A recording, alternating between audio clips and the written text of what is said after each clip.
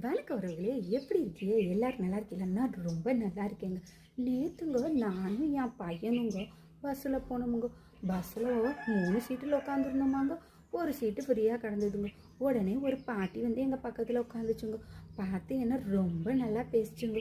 உன்னை நான் ஃபோன்லாம் பார்த்துருக்கேன் ஆத்தா, நீ ரொம்ப நல்லா நடிக்கிறாத்தா, நீ நல்லா சிரிக்க வைக்கிறாத்தா எல்லாரையும் அப்படின்னு சொல்லிச்சுங்க. நானும் எனக்கு சரிங்க ஆத்தா, ரொம்ப சந்தோஷம் ஆத்தா அப்படின்னு சொல்லி நல்லா தாங்க பேசிக்கிட்டு இருந்துச்சு. கொஞ்ச நேரத்தில் அந்த ஆத்தா சொன்னிச்சுங்க, ஏத்தா அந்த பொண்ணில் பல பேருத்தா இந்த ஐவாமே அந்த ஐவை போட்டுக்கிட்டு ஆம்பளைகளோட பேசிக்கிட்டே இருக்கிறாளுங்க ஆத்தா.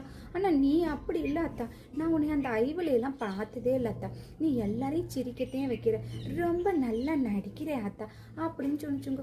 எனக்கு ரொம்ப சந்தோஷமாக போச்சு.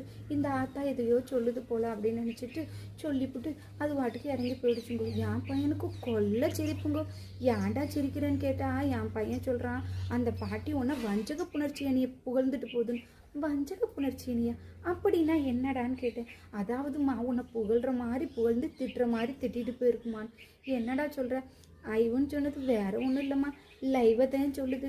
லைவில் தான் இந்த பொம்பளையெல்லாம் பேசிக்கிட்டு கிடக்கிறாளுங்கண்ணா அப்படின்னு சொல்லி பிடிச்சுங்க. பார்த்தீங்களா அந்த பாட்டியை பொசுக்குன்னு எப்படி சொல்லி பிடிச்சுன்னு. அதில் பேசுகிற கஷ்டம் நம்மளுக்கு தானங்க தெரியும். பிடிச்சா ஒரு லைக்கை போடுங்க, அப்படியே என்னோட சேனலை சப்ஸ்கிரைப் பண்ணிக்கோங்க. பொண்ணு முறைக்கு பஸ் வந்துருச்சுங்கோ, நான் போயிட்டு வரேங்கோ, பாய்ங்கோ. ட்ரு ட்ரு.